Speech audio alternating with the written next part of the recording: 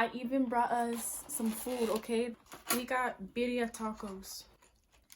You guys, you want me to take a bite of my taco to make you feel comfortable? Pretty girls chow down. Okay.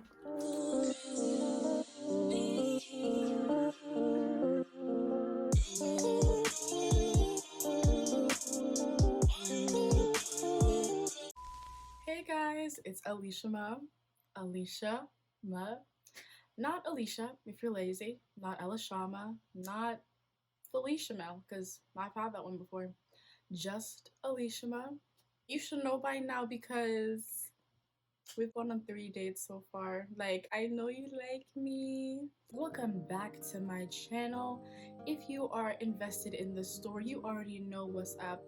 But just to let you guys know, if you guys have not watched my other videos, you need to go back and you need to watch, okay? Because it is a series, meaning you have to watch it in chronological order. If you guys have not seen it, go back and watch my last video. Thank you very much, okay? So I've been talking about the diagnosis that I was given of a chronic illness, autoimmune disorder called juvenile dermatomyositis. I will briefly recap for those of you if this is maybe your first video, but why is it your first video? You didn't watch my other two? Okay. But basically, juvenile dermatomyositis is a chronic illness, which means not curable, but I believe in a living God. It is an autoimmune disorder, meaning that my immune system has started to attack the healthy cells, causing like flare-ups and stuff inside my body. So juvenile, obviously child, y'all know I'm legal. Derma, skin, and then myositis is inflammation or like muscles. So that's basically what's been going on with me.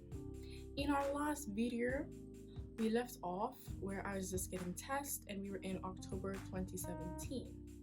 So in this month, I'm gonna be talking about November and December. Y'all, this is entry 2. Entry 2 and entry 3,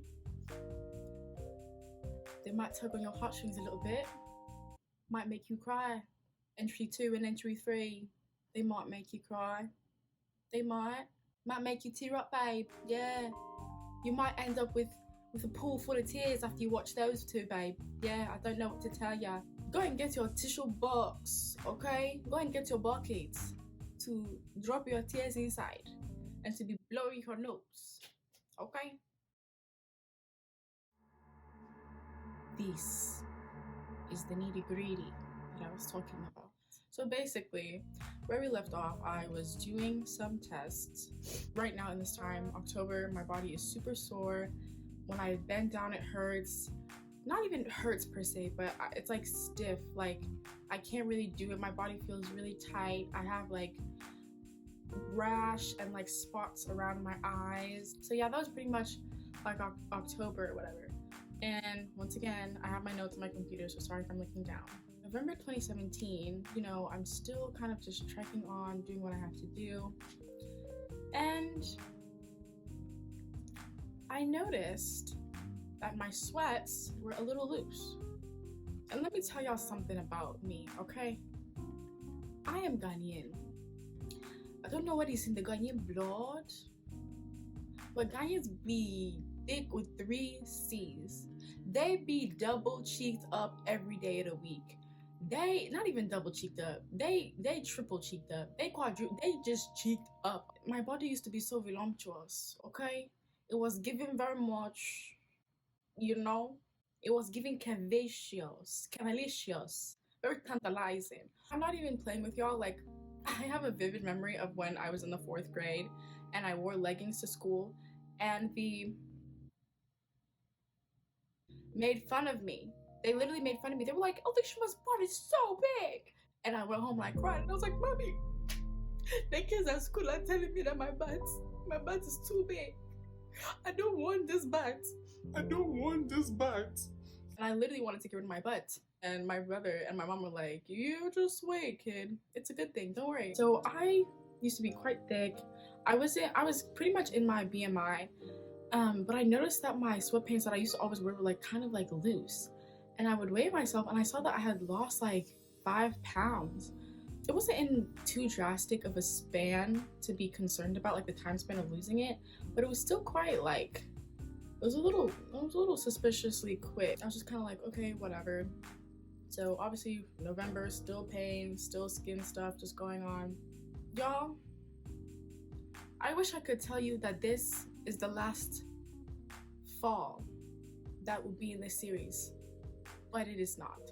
However, this fall right here, this fall is the most embarrassing one out of all the series. I was at school, my school that I used to go to, I was at that school. And that school was overpopulated. Like, that school probably is the source of corona. The way people were just packed breathing on each other, that's cool. That school has started corona, I'm sure of it. In the morning, the bell would ring at like 7:20, I think. And I did have a tendency to be late, whatever.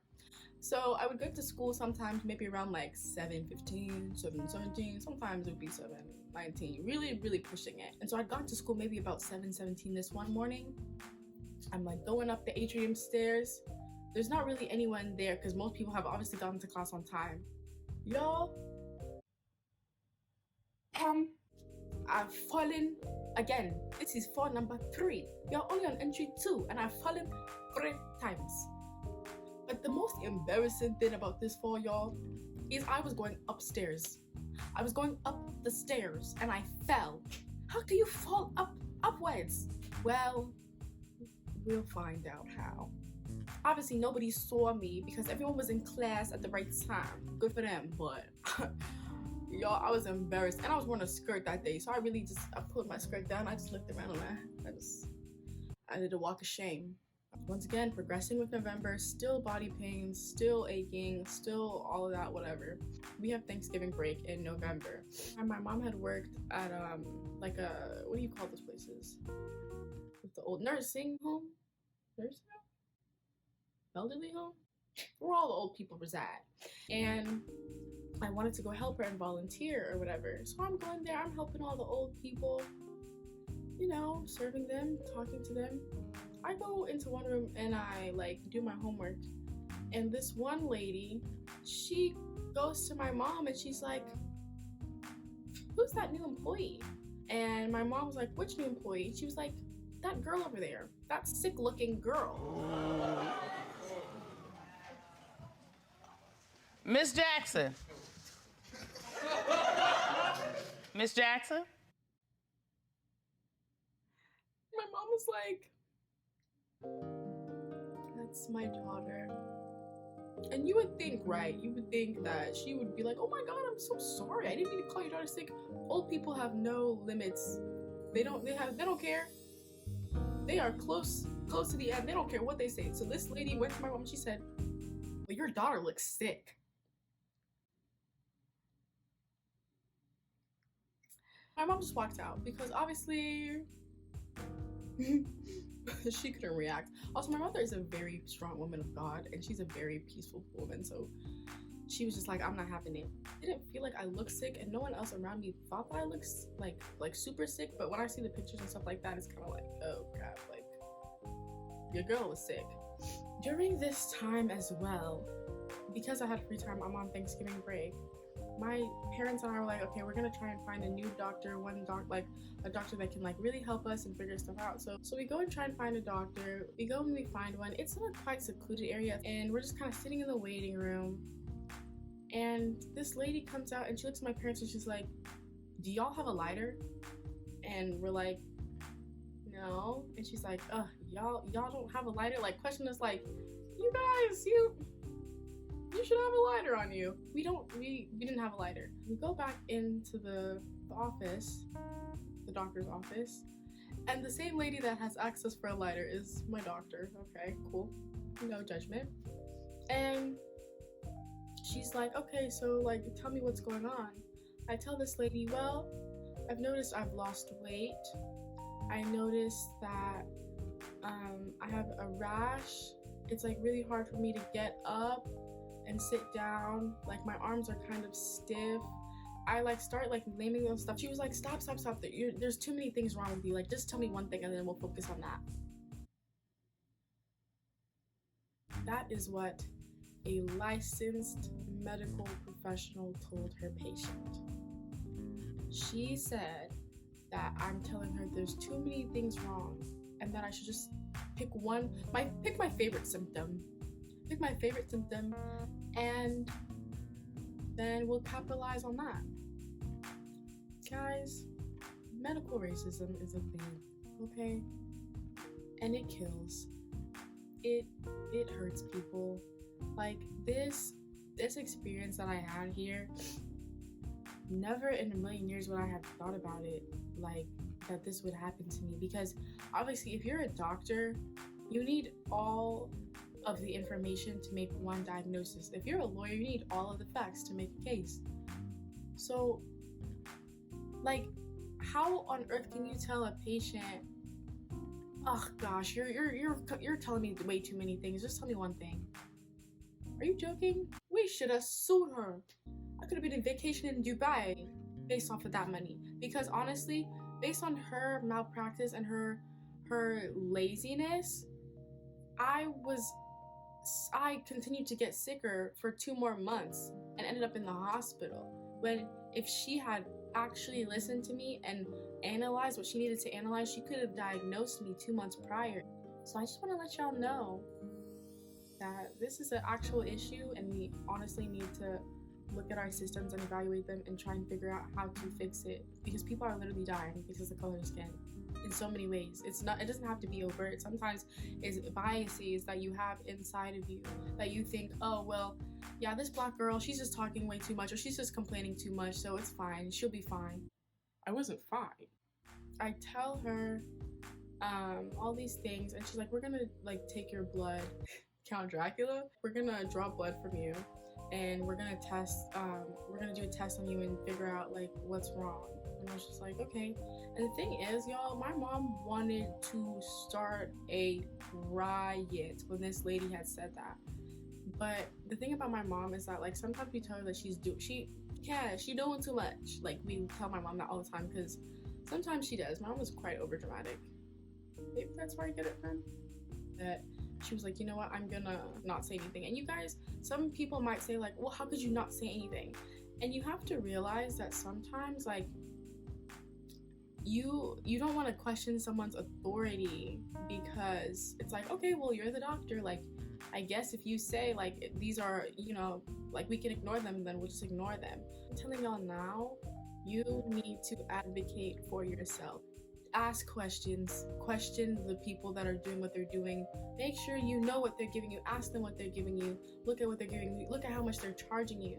Because a lot of them don't care about you. People are literally dying from this. A lot of them are even taught that you, and I'm saying you as assuming that you're a black person, but a lot of them are taught that black people literally don't feel as much pain. Black women have a higher infant mortality rate than any other race because of the color of their skin, because they think we don't feel pain, because black women are supposed to be strong. Like, no. I also want to mention that my arms were kind of getting like stiff. Like you know how you can extend your arm fully? I can do it now, obviously. My arms would kind of stop like maybe like around here. But another thing too I forgot to mention, like when I would move my arms, like it would just crack. Like, you know, like when you deliberately, like I would just move my arm and it would be cracking. Like my joints would just be cracking. My arms were so stiff. It's like all these things were so subtle. There were subtle symptoms and they were slowly happening that it just kind of took everyone by surprise. A couple of weeks go by and I get my like test results. My dad like opens them and he's like, okay, the test results for the doctor is here. It reads that I'm vitamin D deficient.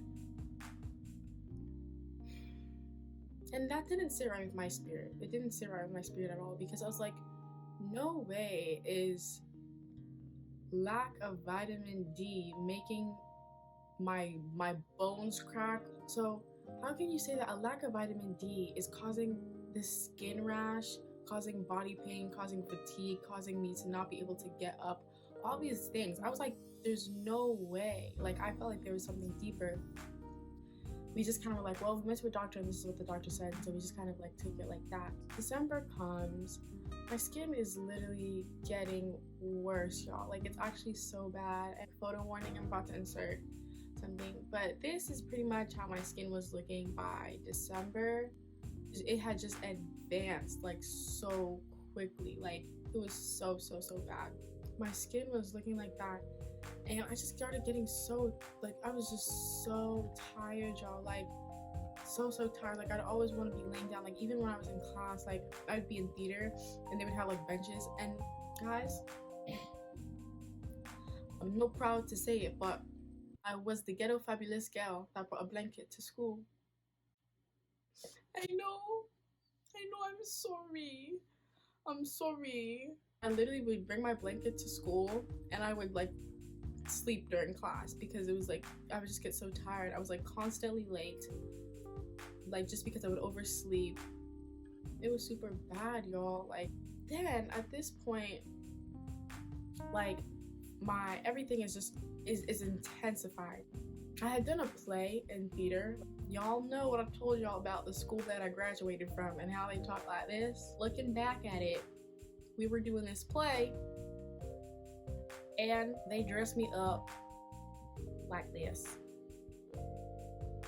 This is how I was dressed up like. I was dressed up like a slave. What thought you? Mary had a little lamb. What the hell is this? Turning butter sometime soon. Where's your butter churn at? Are you wife number 6 or 7? Me. Can you believe that? What a madness. Like, they dressed me up like a slave, but in that play, I had to like do something with my arms, and at that point my arms, like, I could not extend them like past like maybe like here, like maybe like a 65-degree angle. Like, I just could not, like, my arms were just like kind of like stopped here. Like, I couldn't fully extend them. We're doing this play and like my arms were just really stiff, like, and in some of the pictures you can see like how I would just keep my arms like this to my side instead of like putting them down. And during that, like, I was just super tired. I was like sleeping during rehearsals. It was just really bad, and like I couldn't bend, and it was hard for me to like, we had this scene where we like run around. It was super hard for me to do that scene. Like, I was just getting so tired. At this point my skin is getting extremely rough. Sorry guys, photo warnings. It was getting super bad.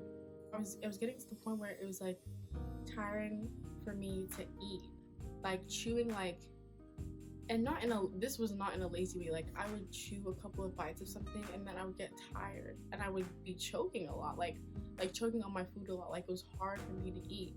So at this point, my body is weak, my mind is weak. It was taking a toll on me because I knew there was something like wrong.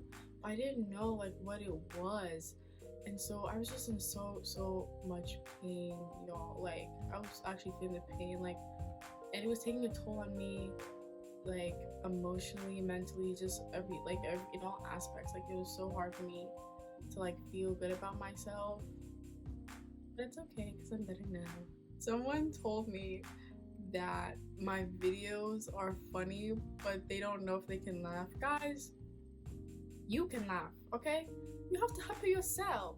You have to make a joke about stuff. That's one thing. If I'm gonna do something, I'm gonna laugh, okay? Like, I'm telling you, like, I literally will make a joke anywhere, anytime. Don't get me wrong, like, it can be serious, but if there's a bad situation, like, it's either give up or keep going. And so to keep going, I make a lot of jokes. So anything I do in this video, it's fair game, y'all. Like, you can be like, that's so funny, but just don't don't laugh at like my vulnerable pictures, you know? Like, that makes me kind of sad. You guys can laugh. Like, it's not even, I'm not fazed by it. Like, it's definitely something that I went through, and now I'm able to joke about it. And even during the time I was going through, I was joking about it. So don't worry, you can laugh at the laughy ones. You can be a hee hee ha ha. You can be snickering. You can be giggling, trottling, chuckling, snickering. All of the laughing. Towards the end of December, I'm just like, I'm almost to like my breaking point. Like, I was just so tired all the time. And so I had told my dad, like, Dad, like, I can't really extend my arms that much. And he was just kind of like, well, wait, what do you mean? And I, like, showed him. Or, like, my mom would tell me to, like, come and sweep the kitchen. And I would tell her, like, I can't bend down. Like, I've tried to sweep it up, but can you, like, sweep up the dust and stuff? Because I literally can't bend down to sweep it. By the end of December, my dad was just like, okay, we're gonna try and see a rheumatologist, which is a special like doctor who kind of specializes in joints and like muscles and stuff like that. But my dad was going to Ghana, so he was like, okay, when I come back from Ghana, we're gonna see a rheumatologist.